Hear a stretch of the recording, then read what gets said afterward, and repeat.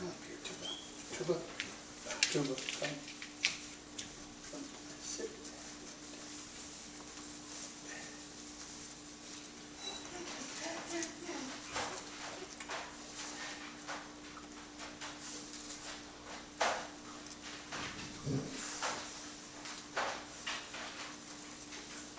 These are the Luna pups, these three, and one is Tuva's. I got one of Tuva's males here, just so she knows they're her pups.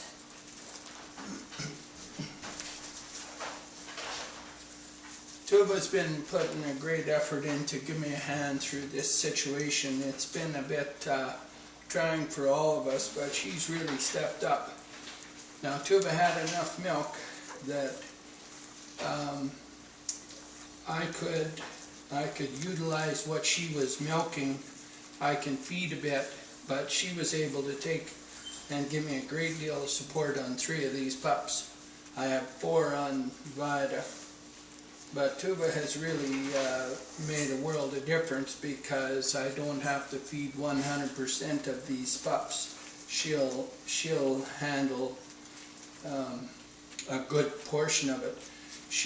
Her pups were only about 10 days old at the time, so she was in pretty much peak milk capacity anyway. So I didn't increase her pup count. I simply removed 3 of hers that were 10 days old, fed them for the most part, and let her take these new ones. So in reality, her workload didn't change at all. Now, this whole scenario, I put it online yesterday, and I wanted to thank everybody that replied and responded and offered such great energy and great thoughts. Thank you very much. It was appreciated. I felt really a whole lot better, no doubt about it, and I slept good, and the energy's good, and I'm feeling pretty good. I'm still going around looking for Dakota, but I'll be doing that for quite some time. And so every day, for many, many years, he was always right there, so I'm still looking for him. But, what's fascinating is not one time, not one day in his life, not one time that I came out that he didn't come and say hello. He did it every single time. He never once ignored me. Fascinating, really. The best ever. So I still go look for him, wonder where the heck he is. But that's just the way that is. But what I've begun to realize now, and lots of you have brought it up too, and I knew it, but the energy of those great dogs will be in these pups and in all of the pack, but they'll be in these pups. But I wanted to talk a little bit about Tuva's role, because Tuva's been here before. Many of you know the story on Tuva, that years ago, Tuva was right in that pen, and her mom was in this pen. I just moved Tuva into this pen here now. She's been there all the time. Now, I like this pen better because the sun shines, I can film better. So I moved her in here for the film. But years ago, if you want to go Tuva, you can. It's okay. Years ago, Tuva was having her first litter. This is quite a few years ago. And Tuva was having her first litter, and her mom had Tuva was about to whelp one day, and her mom was going to be whelping a day or so ahead. And you remember that her mother camp had reached the same scenario. Camp, Tuva, Luna, all genetically connected, all have big pups, and all are prolific. So, Tech was the other sister, very prolific, Tuva's not as prolific, but still has good sized pups. But Luna and Tekla and all them, they're prolific, so they have good litters. But they also have big pups. And then just so happens that Luna was bred to leave so big pups. Now, what you end up with is the potential with those females that have bigger pups is the breech. If the head goes by and turns and you're stuck with the shoulder at the opening and the pup is large, they can't get that head back. And the more pups that the female has, the harder it is to move them back once they're all on the way out. And the more she pushes, the more she moves them all tight. And so like with both Camp and Luna, it's exactly what happened. The head goes by, you can touch, there's no feet there, there's no head there, it's just a shoulder. And so the pup is like this trying to come out and can't come out. And if there's lots of pups, like in Luna's case or Camp's case, it's almost impossible to move them back to get it to turn to come out, so you've got to do a C-section. They just will not be able to have those pups if it just, the way it turns out, the pup is just by a little bit. And so, years ago, Camp had that breech. I took Camp in to see if we could turn that pup. We couldn't. There was a different vet. We couldn't turn that pup. And so we decided to do a C-section at that time. Now, we weren't able to revive all of the pups at that time, but we revived 4 of them. And 2 of them, we couldn't get them to come awake. I believe that it was just, it's hard to say why, but we couldn't. So they never did come alive. They were stillborn. So what we ended up with was 4 pups. Now I had brought, we thought Camp was doing good. We brought the pups home, same scenario as Luna, and Tuva was right here. Now Tuva starts whelping. She has her first pup.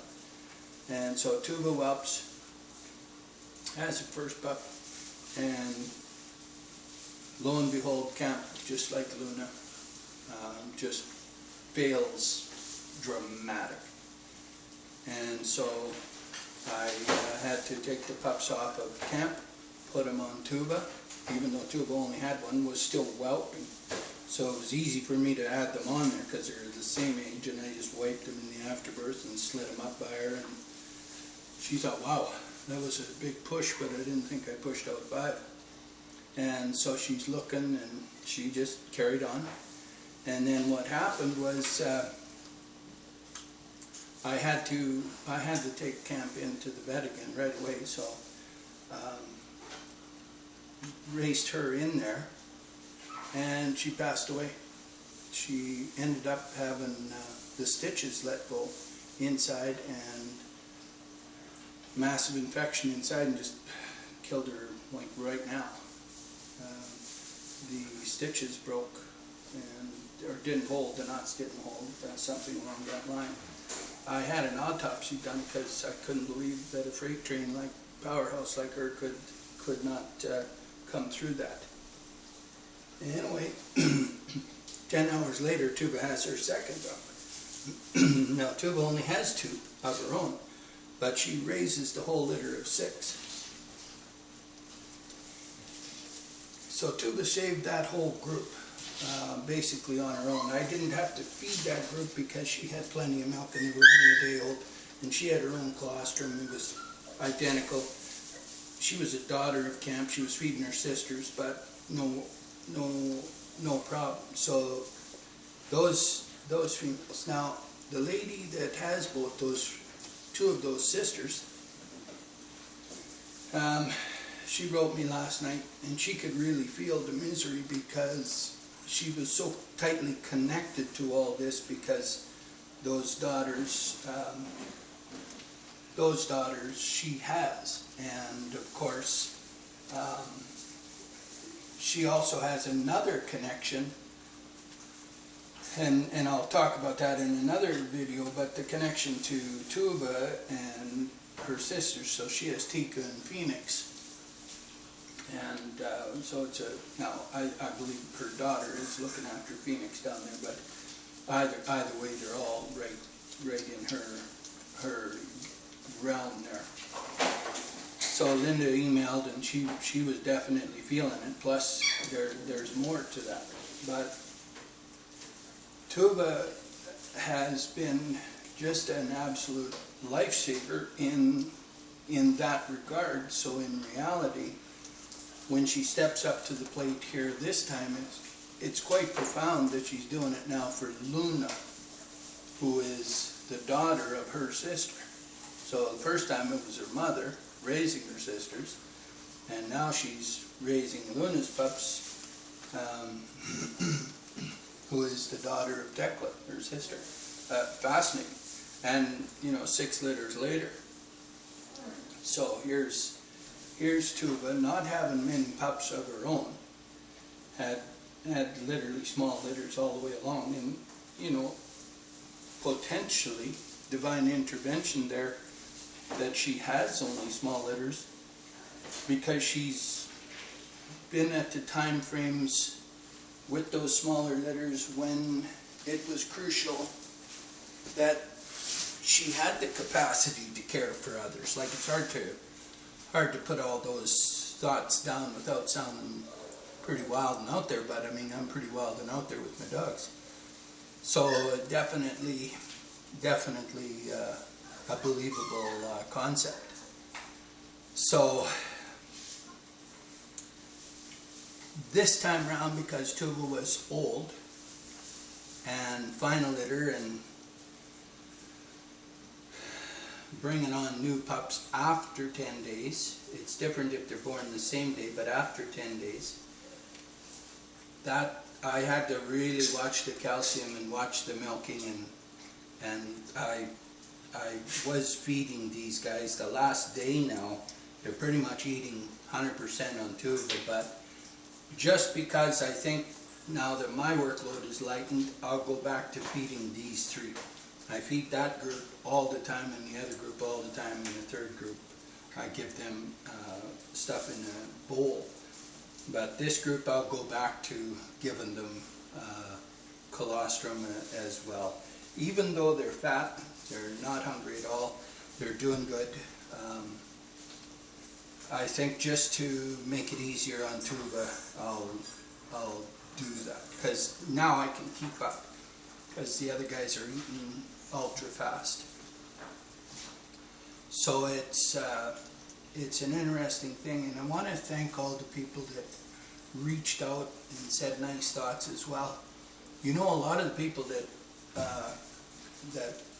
come to us for pups, they're connected to all this because they've either got a pup from Vada or Dakota or Tuva or Camp or Tekla. They're connected in some way, or Luna's raised their pup. I mean, there's so many connections.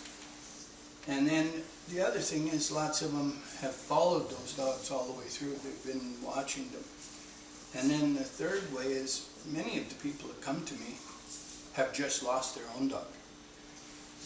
So they know the misery, they know the pain. That's why they're hurting, right? And they're looking to have a new pup to ease that pain. And so they've realized how good these pups are for easing misery. I mean, the loss is still great, but when you can see the behaviors and the traits, and all my dogs are so much alike anyway, it's like I got little Lunas here, little Dakotas here, and it's quite profound. So I have 2 females and 1 male in this side, and then I have 1 female and 3 males with Vada. And so it's like the little Luna babies are right here. And because Tuva is a twin to Tekla, it's almost like I'm sitting with that litter all over again. And of course, it's pretty much in the exact same spot, right? I mean, I've been sitting in this spot for for a lot of years, right? A lot of pups went through here, so you kind of, the energy in here is pretty intense. It's pretty good. Lots of great dogs. So it's a time for rebuilding, but in terms of the preservation, it's pretty profound that everybody pulled out females this round. Like, hard to believe. Tuva's not known for females, and she brings out 2. Luna brings out 3. I mean, pretty incredible. But as females, 3 females. Like, wow. Like, really stepping up, right? And all of them on their last litters. It's like, you know, I was telling them, females. The females, you see, they go way faster. And it's so easy to illustrate it with this scenario because Tico, the full brother to Luna, he hasn't even started his career yet. He starts right away, but he hasn't even begun and Luna's finished. Right? It's her career's over and she's gone. It's like, wow. So you can see how fast the female side changes compared to the male side. Now, Tuva's daughter, little Mia, she's going down, and Moki is already there waiting, and Moki is the son of Dakota and Jada. He's a full brother divider. So I mean, how wild is it that on the preservation side, that all those boys of Dakota are now more or less just getting going. Of course, some have been going for years, but here we are. There's no further females to go, but the males, lots of the males just starting. And of course, Dogger is available. I can bring Dogger in to work. Tico's ready to get started. Mon is still here. And then of course we can start on grandsons of Dakota as well. Amy is going to be working with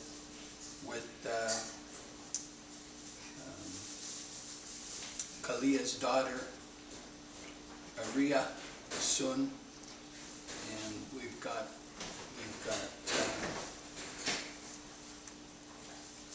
Karia here to work with one of our boys. So there's a ton of things around the preservation that is illustrated, and how quickly half the genetic set goes, but at the speed at which it goes. And the genetic set is removed from the female side very, like, easily twice as fast, but way faster, because most breeders don't run as many sisters as I do. And most breeders do not run the females as long as I do to try and save that old female. So Tuva, of course, in almost all operations, would have been retired last litter. But because her litters were small, she kept in good shape. She's a very healthy female. I took this litter. And of course I wanted to push her a little bit because I wanted that female. And so it was important to me. Now it was important as well because Tekla, the twin, came out with all males.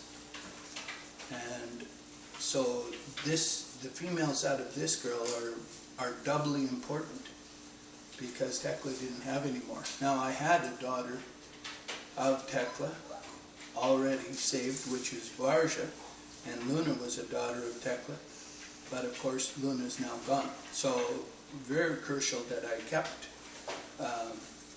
pushed Tuva just a bit, right? There's all types of things you can say. Well, if you push them, things could happen. But at the same time, the breech is related to many, many factors. I mean, and I'll touch on all of those factors at a later time, but of course pup size has an impact, litter size has an impact, timing has an impact. Everybody knows that the spring litters, the pups are going to be bigger. Yeah, they always are.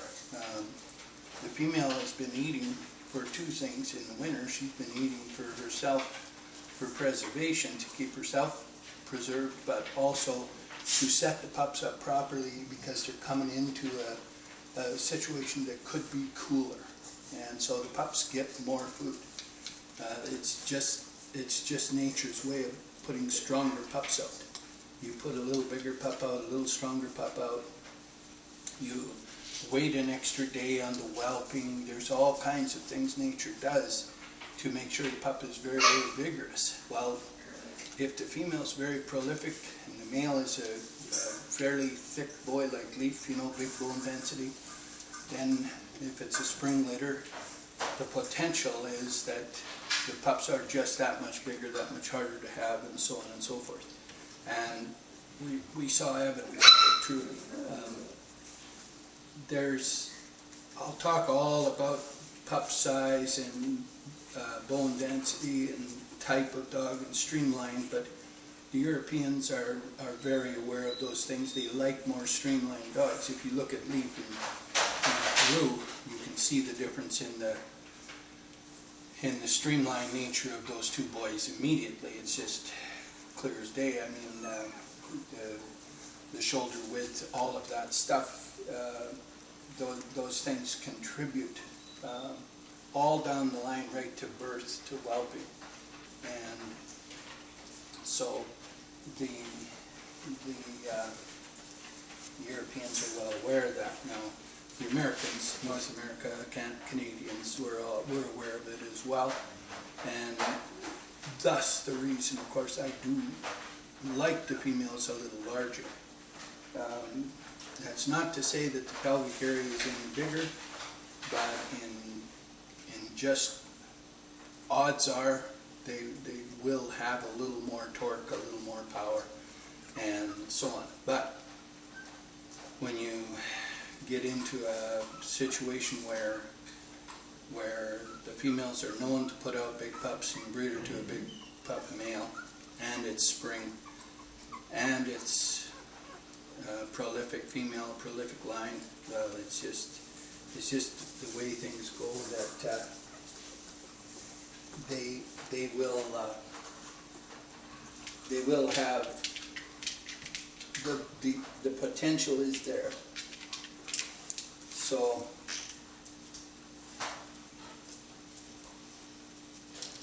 lots of interesting aspects to this whole thing. But what's very, very cool now is we start the whole rebirth of this whole program over. We've got all our brand new foundation females outside. We've got a whole brand new realm to start now. And I was, spending time with Varja yesterday, and I thought, wow, what an incredible female, And I was spending a little time with Revna. Now, Varja is Luna's sister. She's a Tekla daughter. And she's a Karoo daughter, not a Leaf daughter or Dakota daughter, but a Karoo daughter. But now I have Leaf and Luna daughters here. So I was able to keep that genetic in both ways. And then I have Revna, which is a Luna Karoo daughter already here. So the Tekla daughter is Varja and Karoo. And we end up here with these beautiful, this is Tuva's boy, with these beautiful girls of Luna's. Now, it's equally amazing story.